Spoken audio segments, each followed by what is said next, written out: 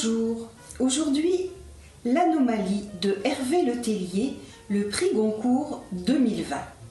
Alors voilà un roman très efficace. Il emporte son lecteur de manière magistrale. À peine commencé, on n'a plus envie de le lâcher. L'histoire, un peu polar, un peu anticipation, elle est étrange.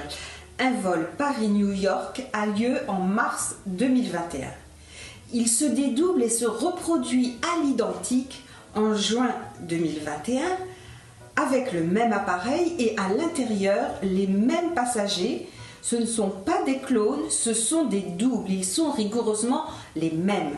Tous ces gens-là vont se rencontrer. Évidemment, ça va être assez compliqué et c'est la grande réussite de ce livre que de nous faire suivre toutes ces histoires nous donnant l'impression que c'est tout simple alors que la construction est très élaborée, brillante pour tout dire, avec une écriture simple, ce qui contribue beaucoup à cette impression d'entrer dans ce monde avec facilité. Alors il y a là une galerie de personnages passionnants car à travers notamment leur fonction sociale, ils sont comme autant de regards posés sur notre monde. On a une avocate, dans le cinéma une chef-monteuse, un architecte, des enfants, un chanteur et même un tueur à gages, un écrivain.